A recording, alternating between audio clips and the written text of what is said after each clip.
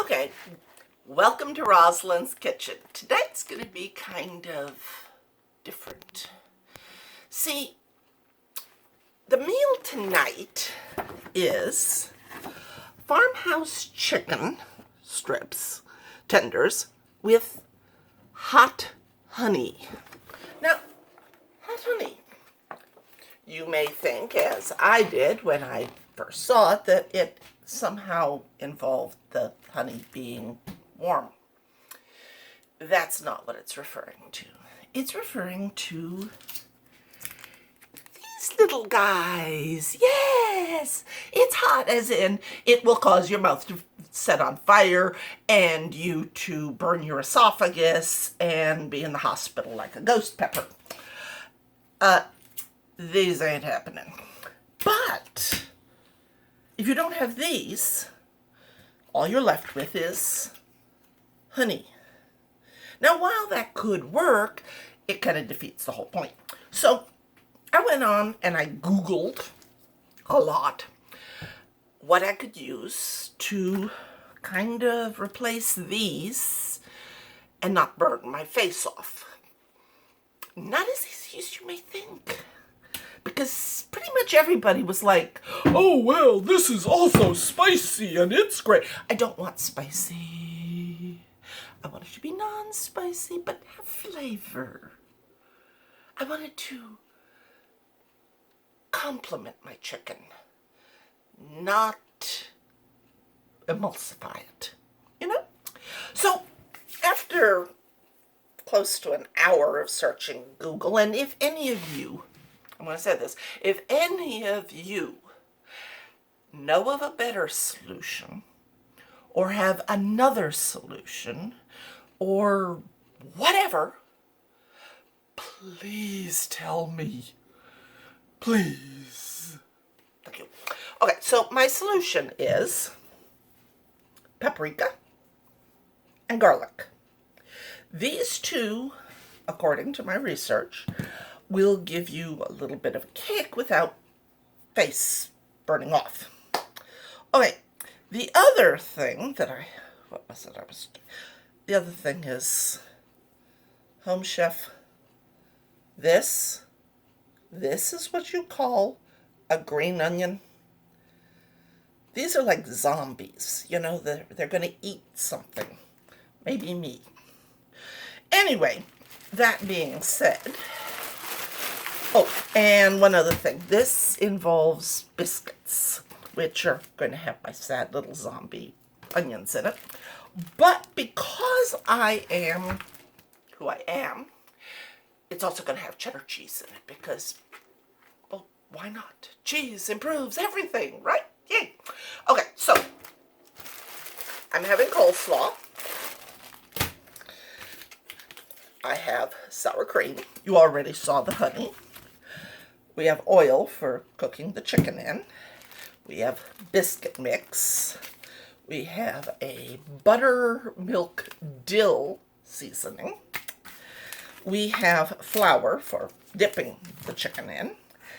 And of course, we also have the chicken, because it's a little hard to have chicken tenders if you don't have the chicken.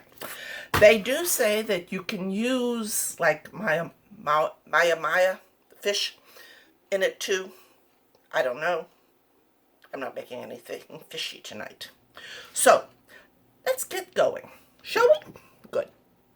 Now the first thing I had to do was put tin foil, put oil or ham spray on my foil, and heat my oven to 400 degrees. So the first thing it says to do is chop finely my zombie green onions. I would use other onions, except that I didn't realize I had zombie onions until I opened the package, and right at the moment I probably wouldn't be able to find any onions at Walmart because I went there today. There was a whole lot of nothing. And there were a lot of very hard-working Walmart employees trying to refill the nothing. So I give total and complete props to them for their efforts. So we're going to cut that off, and I'm sorry, zombie green onions, you just gotta go. Normally they're better than this Home Chef is. I don't know what happened. Maybe, maybe with the whole coronavirus thing, it infected their brains and made them think that zombie onions were better. I don't know. Anyway, so I'm going to cut these little guys up. They're going to end up in my biscuits. So we're just kind of slice and dice these little guys. I'm sorry, that is a very tiny, tiny little onion. I'm very depressed about this. I mean, you expect your onions to at least have somebody. I ain't got nobody. Nobody. Sorry. I'm in a very weird mood today, if you haven't noticed. I've been watching a channel, and I will recommend it here because it is very informative and hysterically funny. It's called Overly Sarcastic. It just, check it out. It's got literature, it's got history, it's got, pretty much anything anybody could appreciate with sarcasm. And I do enjoy sarcasm. Right up there with puns, sarcasm and puns. You can't get any better. They don't have a lot of puns, but hey, sarcasm they got. All right, so my green onions are cut. Now, let me see. In a mixing bowl, I'm going to combine my slaw and 2/3, fortunately I have 3, 2/3 of my sour cream with some olive oil and the seasoning blend and salt and pepper. Okay, so I'll be right back. All right, so I take my slaw. Speaking of slaw, do you know what coleslaw is? Thinly sliced cabbage. It's a pun. Don't worry too much if you didn't get it. All right, so here's our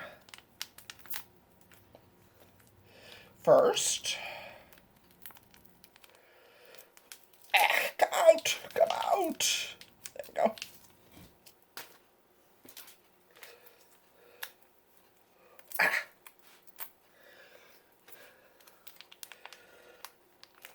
Now, I've never made coleslaw like this. Usually I grab the coleslaw dressing that's, in a bottle and just pour it on there and mix until I'm happy with the mixture.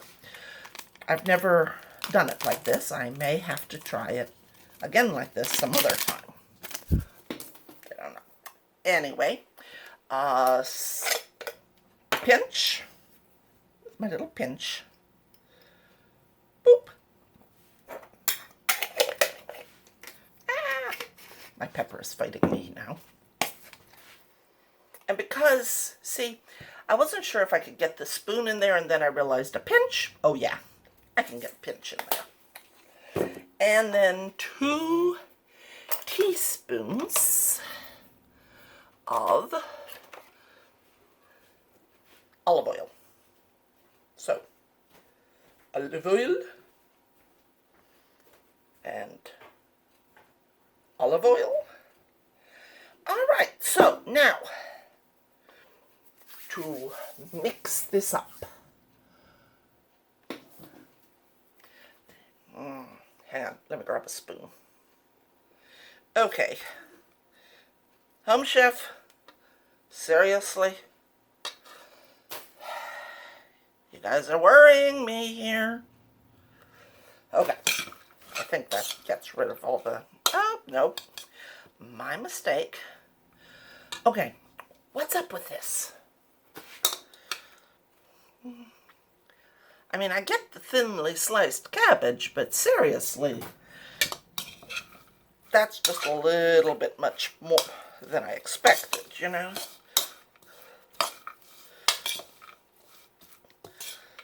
It has to be because of the coronavirus.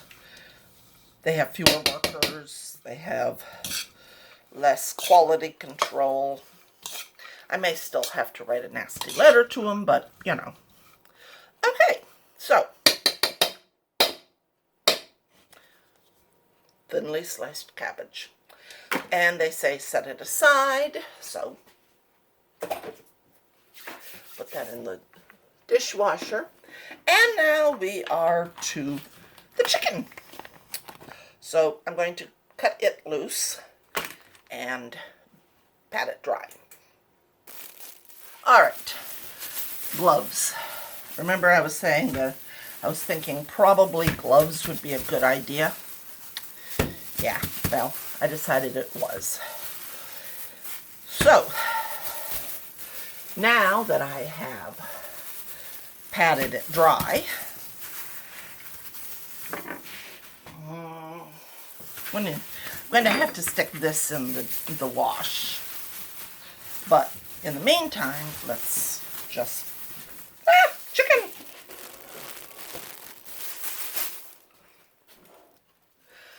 Alright, so, putting my gloves back on.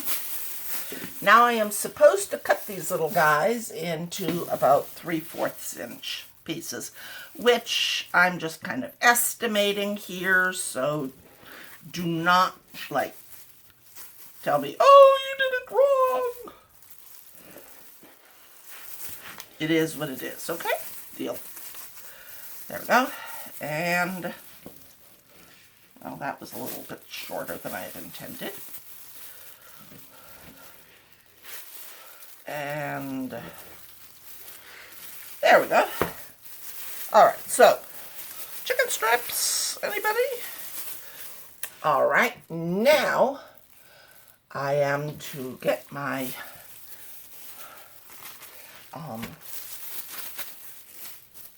good grief, Rosalind, have a brain.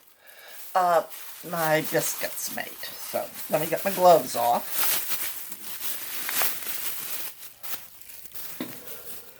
And let me get a bowl. I'll be right back. Alright, so bowl.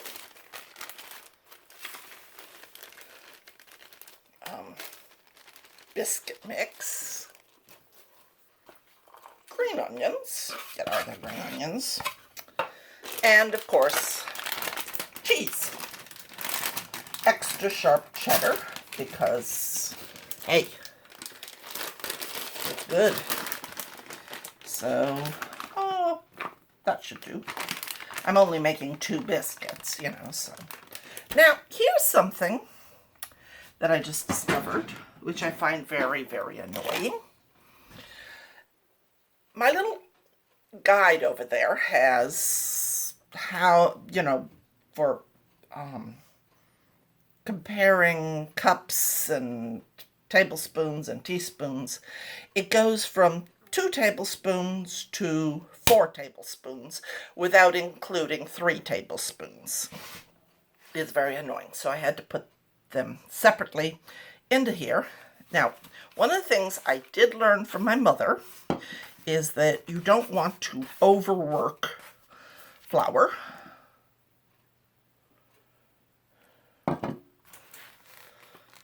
And you only go till it is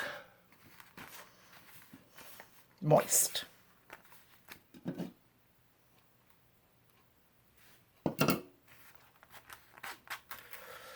There we go. Yay! Might have been better if I made the biscuit dough and then stuck the others in, but hey, it accomplishes it.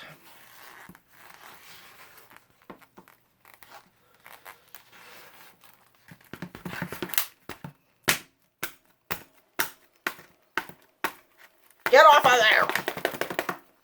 Get. Okay.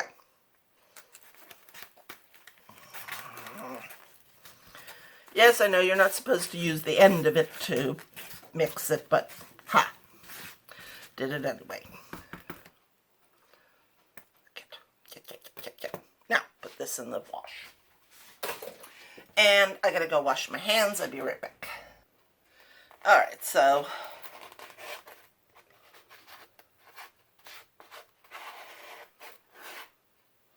one seems a little moister than I was expecting. I was kind of expecting something a little bit sticking together better, but it looks like it may actually be the way it's supposed to be. So we'll see.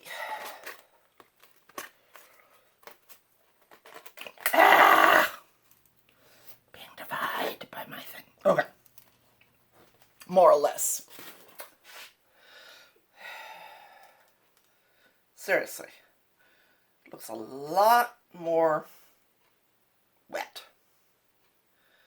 I'm not sure it's supposed to be that wet. But let's stick it in the oven and see what we get out of it. Okay? I will be back. Alright, so I have 2 bowls and a plate. Get the olive oil out of the way. And this is to get my chicken, chicked up. So in the flour, I'm going to be putting a pinch of salt, a pinch of pepper, and just kind of stir them around.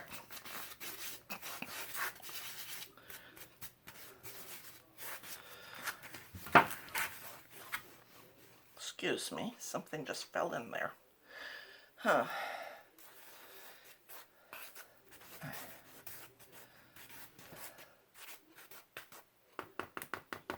All right, now into the dishwasher. And in the water here, I put the other 2 tore so nicely. And now this one, not wanting to at all. Put this in 1/3 cup of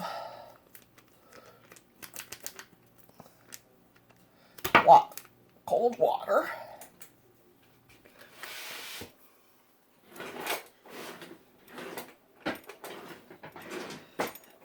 And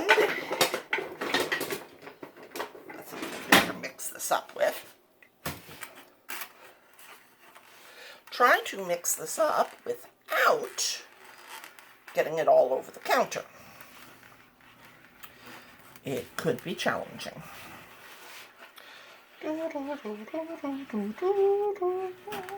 I've also used all my whisks, so I can't whisk it at the moment. Otherwise I would. And the whisks that are washed are in the drainer tray, and this would require a feat of archaeology to find them at this moment. So until the drainer tray is emptied. Okay. More watery than I had expected, but hey, that kind of goes along with my life at the moment.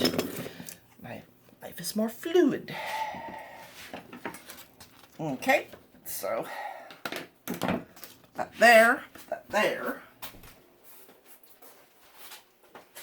And now the chicken. I dip the chicken in this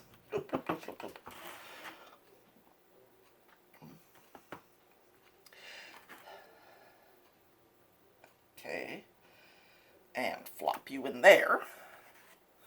And flop you in there. And just kind of flop a little bit. Flop, flop, flop. Alright. Shake off the excess and put you over there. And everybody in the pool. Let's have a water sour cream bath, okay? Yeah. Alright.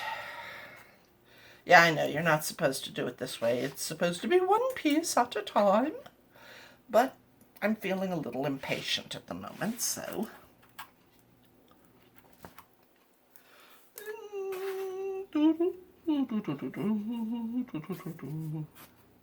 Shake you off.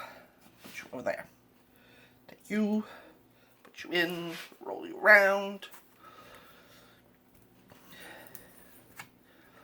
Shake you off. You know something? These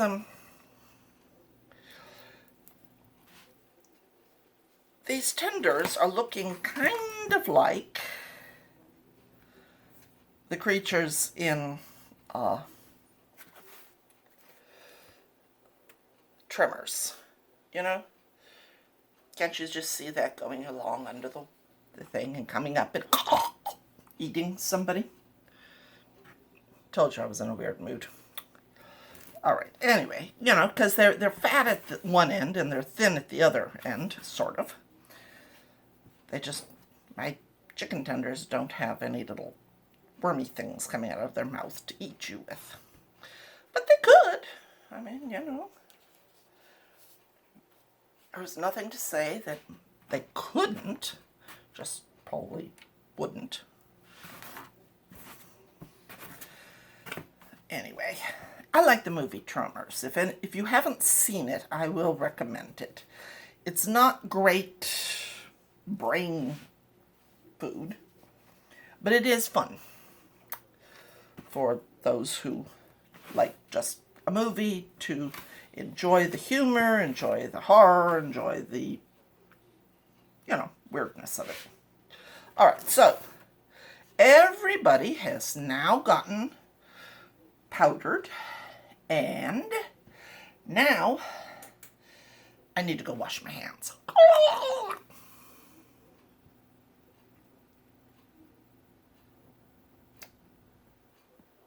I'm going to have to wash my hands before. Alright, so I got my over medium heat. Yeah, medium heat. Alright, now, for the first time ever, they are telling me exactly how long to warm my oil. They say 5 minutes, so these guys are warming. And then I will test it, and I will start cooking my chicken. So, I'll be back.